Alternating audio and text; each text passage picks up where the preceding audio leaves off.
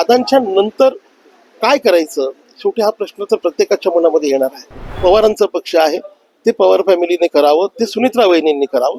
हिरवळ साहेब जे म्हणाले त्या मताशी आम्ही सगळे कार्यकर्ते सहमत आहोत. सुनेत्रा वहिनींनी या महाराष्ट्राचं उपमुख्यमंत्रीपद स्वीकारलं पाहिजे, त्याचसोबत या पक्षाचं अध्यक्षपद देखील त्यांनी स्वीकारलं पाहिजे, तर हा पक्ष अजून चांगली उभारी घेऊ शकेल. अजितदादांचं परवा दिवशी दुःखद निधन झालं आणि त्यानंतर सगळ्यांच्याच पुढे प्रश्न पडलेला की राष्ट्रवादीचं पुढचं काय आता. त्यावर बोलण्यासाठी राज्याचे प्रदेश उपाध्यक्ष उदय आहेर माझ्यासोबत आहेत. खरं म्हणजे दादा गेल्यानंतर तिसऱ्या दिवशी हा प्रश्न विचारणं मलाही अवघड होतंय, तुम्हालाही बोलणं अवघड होईल. मात्र आता ही वेळ पक्षावर आलेली आहे. पुढं काय असणार आहे राष्ट्रवादीची भूमिका, तुम्ही अधिकृत आता ही भूमिका मांडताय? नाही, ही भूमिका पक्षाची भूमिका म्हणून मी म्हणत नाहीये. ही भूमिका कार्यकर्त्यांची भूमिका आहे, कार्यकर्त्यांचं मत आहे, कार्यकर्त्यांचं मन आहे. दादा गेल्याच्या नंतर दादांचं पोकळी कोणी भरू शकत नाही, दादांची पोकळी कोणी भरू शकत नाही. दादा हे महाराष्ट्राचे दादा होते. दादा गेल्यानंतर नुसतं पक्षावर नाही तर महाराष्ट्रावरही संकट आलेलं आहे. दादांची काम करण्याची पद्धत, सकाळी 6 वाजेपासून लोकांना भेटणं, 5 वाजेपासून रस्त्यावरून विविध विकास कामांची पाहणी करणं, ह्या सगळ्या गोष्टी कोण विसरू शकतं?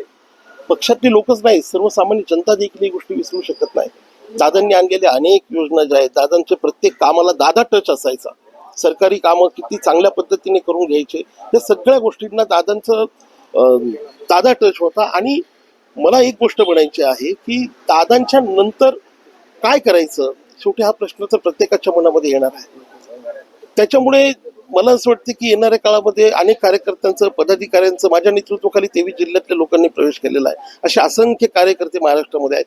त्याच्यामुळे ह्या पक्षाला कुठेतरी एक संगतता असली पाहिजे, पक्ष एकत्र टिकला पाहिजे, पक्ष अजून वाढला पाहिजे, दादांचे अधुरे स्वप्न आपण पूर्ण केले पाहिजेत. याच्यासाठी एक खंबीर नेतृत्व आपल्याला गरजेचं आहे. आणि ते नेतृत्व पवारांचा पक्ष आहे, ते पवार फॅमिलीने करावं, ते सुनेत्रा वहिनींनी करावं, अशी आमची कार्यकर्ता म्हणून. मुख्यमंत्री पद देखील त्यांनी स्वीकारावं असं नरहरी झिरवळ म्हणाले होते, असंच तुमचं मत आहे की वेगळं? अगदी बरोबर आहे. हिरवळ साहेब जे म्हणाले त्या मताशी आम्ही सगळे कार्यकर्ते सहमत आहोत.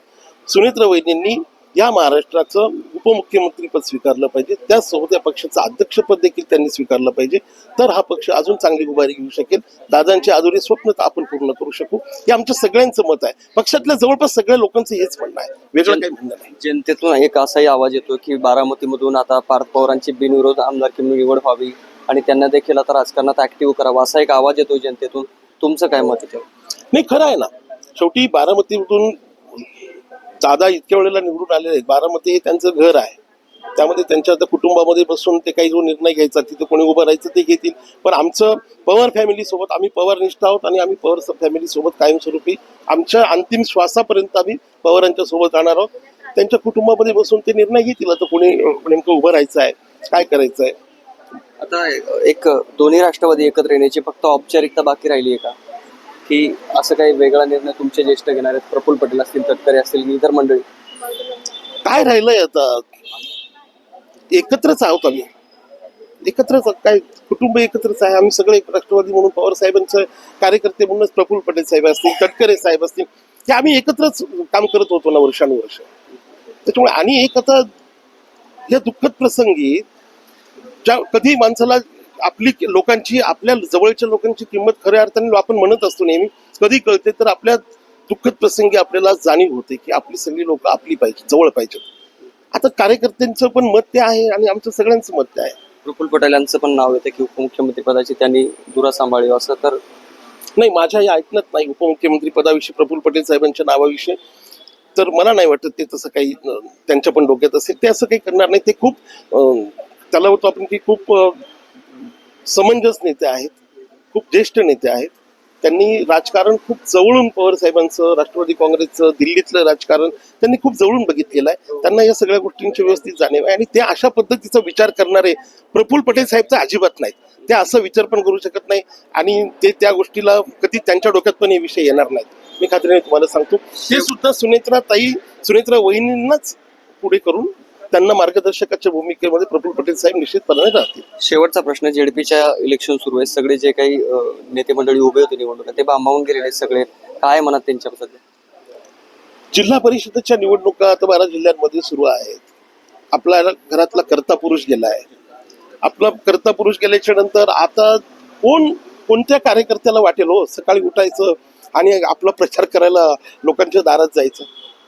आता ती परिस्थिती नाही राहिली.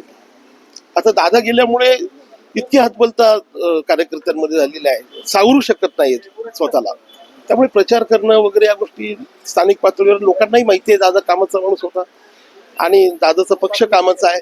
आमच्या पक्षातल्या लोकांना बळ मिळेल आणि घडेल पुढे जसं व्हायचं. डोळ्याच्या पाना कडावलेल्या आहेत, कार्यकर्ते भांबावलेले आहेत. पुढे काय करावं हा मोठा प्रश्न राष्ट्रवादीच्या पुढे आहे. आता पुढे काय निर्णय होतो हे पाहणं महत्वाचं ठरणार आहे. विष्णू सानप, लेट्सअप मराठी, पुणे.